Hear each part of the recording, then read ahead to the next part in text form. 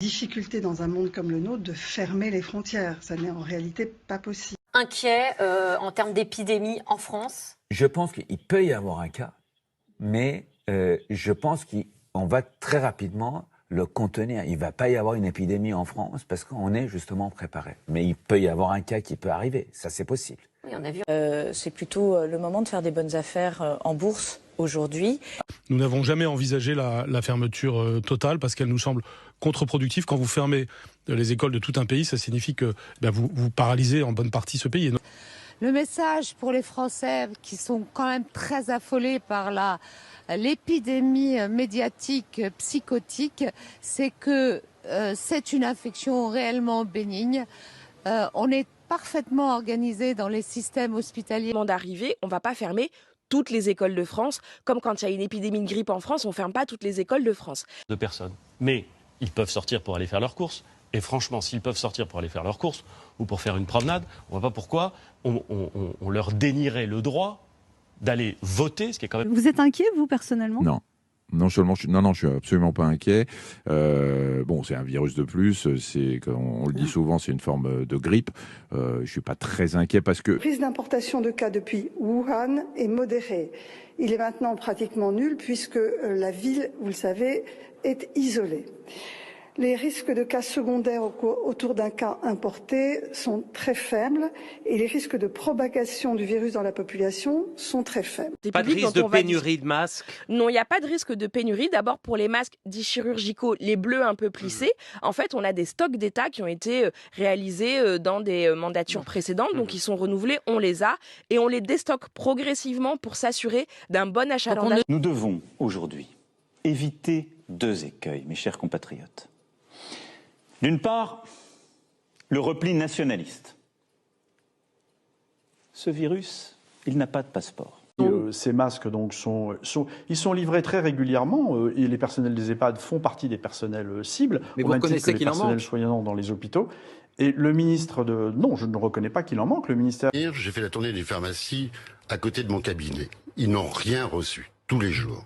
Ce qui est insupportable pour les médecins, qui sont des scientifiques, c'est les promesses non tenues. Depuis 15 jours, 3 semaines, tous les jours on attend dire par le gouvernement « vous aurez vos masques demain matin ». Il y a des stocks stratégiques importants détenus par Santé publique France sur les masques chirurgicaux, donc on n'a pas d'inquiétude. C'est quoi? Moi, je ne sais pas utiliser un masque. Je pourrais dire, je suis ministre, je me mets un masque, mais en fait, je ne sais pas l'utiliser. Dès que l'épidémie a augmenté en Chine, nous avons travaillé à avoir des stocks de masques, faire des commandes, vérifier que les services de réanimation avaient le nombre de machines suffisant. Nous avons été moins surpris, nous avons beaucoup préparé, qu'il y a un ministre de la Santé qui est robuste et compétent et qui explique bien les choses, Olivier Ferrand, oui. Je fais mon mea culpa aussi, j'ai probablement trop rassuré les Français.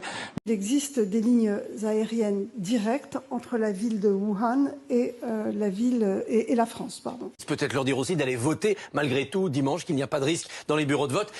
La situation italienne n'est pas aujourd'hui la situation française. Les frontières géographiques n'ont pas de sens quand on parle de risque épidémique. Tout le monde devrait porter un masque, tout le monde. Il est illusoire de penser qu'en toussant sur notre coude, on va préserver la population. Le virus, il va aller quelque part, il va aller sur la manche, il va aller sur le bras.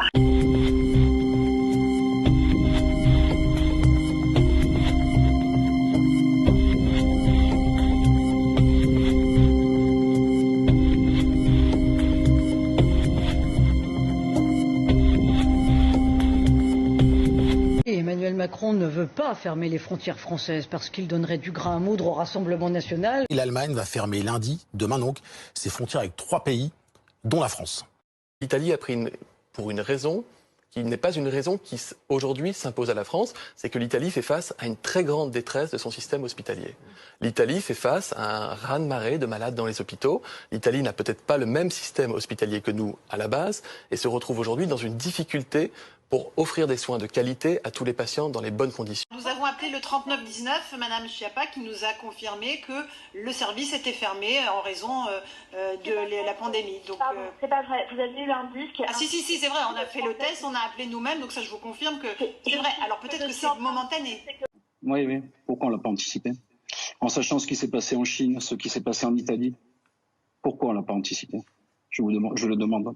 Messieurs les ministres, Monsieur le Président,